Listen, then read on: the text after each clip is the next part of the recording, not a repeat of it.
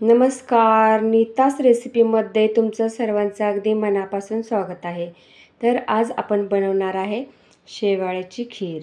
शेवाळ्याची खीर ही अशी रेसिपी आहे की अगदी लहानांपासून ते मोठ्यांपर्यंत सर्वांनाच आवडणारी ही रेसिपी आहे। एकदम साधी आणि सोपी 15 ते 20 मिनिटांमध्ये तयार होणारी ही रेसिपी आहे। तर बऱ्याच जणांची दुधामध्ये खीर बनवली की फाटते।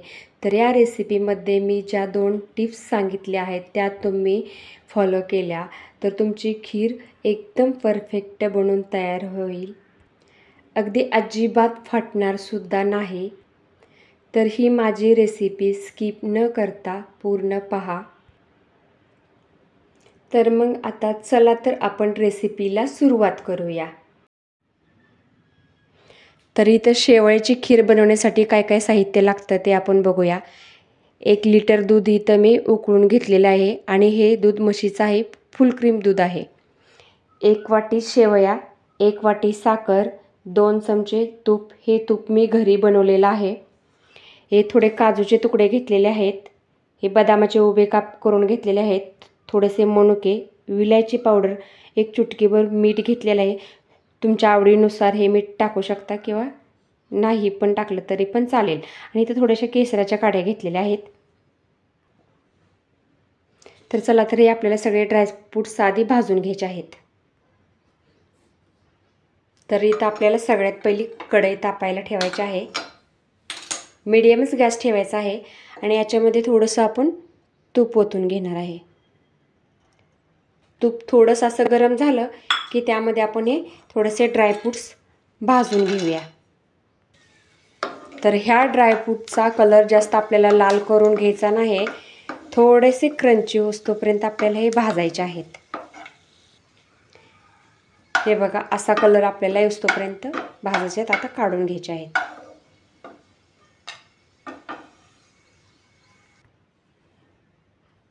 तर इथं मी ह्या शेवळ्या थोड्याशा हाताने अशा बारीक करून घेतलेल्या आहेत।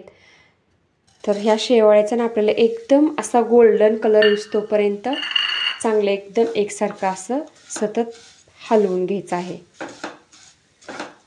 आणि एकदम मीडियम गॅस ठेवायचा आहे, कारण फास्ट गॅसवरती तुम्ही शेवळ्या भाजाल तर त्याचा फक्त कलर लाल येऊ शकतो पण टेस्ट अजिबात लागणार नाही। ह्या शेवयांना साधारण आपल्याला 2 ते 3 मिनिट असं परतवून घ्यायचं आहे चांगलं। तुम्ही बघू शकता मी या अशा भाजक्या शेवयांचा वापर केलेला आहे। हे पॅकेट तुम्हाला कुठेही एखाद्या किराणा मालाच्या दुकानात आसानीसे भेटून जाईल। इथं थोडं मी वाटीत पाणी घेतलेलं आहे, त्यामध्ये ह्या केसरच्या थोड्या काड्या टाकून घेत आहे मी। केसर थोडंसं टाकलं की खिरेला आपल्या कलर एकदम छान येतो। हे पहा तुम्ही बघू शकता। या शेवया आपल्याला जास्त पण भाजून घ्यायचे नाहीत, कारण हे पहिल्याच थोड्याशा भाजक्या शेवया असतात। तर चला तर यामध्येच आपण हे 1 लिटर जे दूध घेतलं होते ते आपण ह्याच्यामध्ये हळूहळू ओतून घेऊया।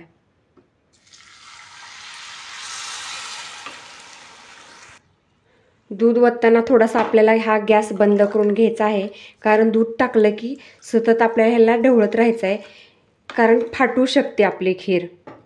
त्यामुळे गॅस बंद करून असं ढवळून घ्यायचं आहे। दूध हे आपण लागते तेवढं ओतून घ्यायचं आहे।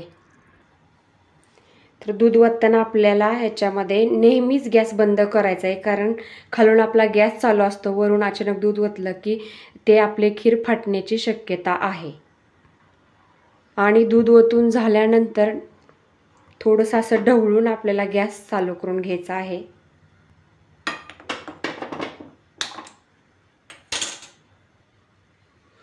तुम्ही या खिरेमध्ये थोडासा खवा सुद्धा वापरू शकता किंवा मिल्क पावडर सुद्धा वापरू शकता, पण आपण हे इथं दूध फुल क्रीम घेतलेलं आहे, त्यामुळे आपल्याला इथं काहीही वापरायची गरज नाही आहे।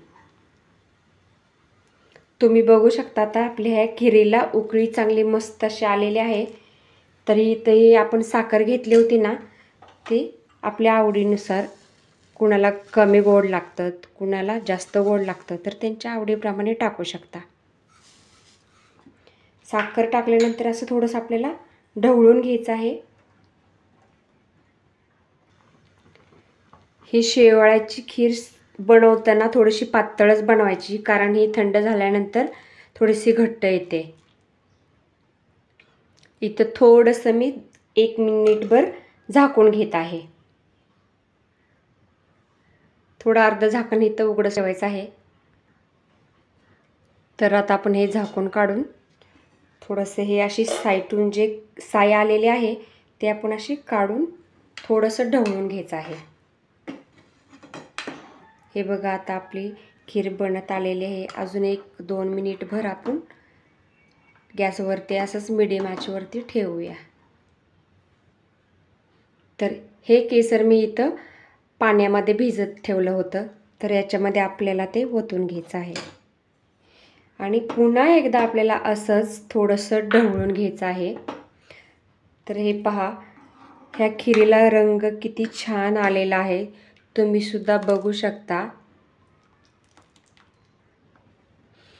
तर इथं आपण सुरुवातीला हे ड्रायफ्रूट्स थोडे घेतले होते ते याच्यामध्ये ॲड करणार आहे.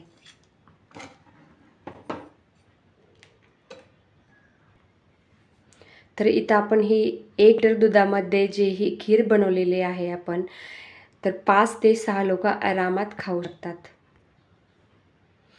तर या खिरीचा खूप छान सुगंध सुटलेला आहे. एकदम मस्त अशी दाटसर आपली खीर इथं तयार झालेली आहे. तर इथं आपला आता हा गॅस बंद करून घ्यायचा आहे. खीर आपली बनलेली आहे. गॅस बंद केला की ही जी विलायची पूड आहे ना, ती आपल्याला यामध्ये टाकून घ्यायची आहे. कारण एकदम लास्ट विलायची टाकली की त्याचा सुगंध अगदी लास्टपर्यंत टिकून राहतो. आणि हे जे मीठ घेतलेलं आहे ते सुद्धा गॅस बंद केल्यावरतीच टाकायचं आहे, कारण गॅस चालू ठेवला तर ते खीर आपली फाटू शकते. तर हे मीठसुद्धा आपल्याला टाकून असं थोडंसं ढवळून घ्यायचं आहे. तर ही एका आपल्याला काचेच्या बाउलमध्ये काढून घ्यायची आहे. ही खीर आपल्याला एवढी पातळ अशी ठेवायची आहे, कारण थंड झाल्यावरती एकदम अशी घट्ट होते. थोडी थंड झाली की नंतर आपल्याला ह्या अशा काचेच्या बाउलमध्ये काढून घ्यायची आहे.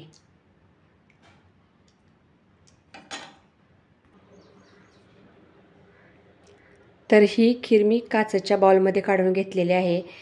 ही खीर तुम्ही आरामसे 4 ते 5 दिवस अशाच एखाद्या काचेच्या बाउलमध्ये फ्रीजमध्ये ठेवू शकता. वाटीमध्ये कधी कधी थोडीशी खावीशी वाटेल तेव्हा गरम करून खाऊ शकता.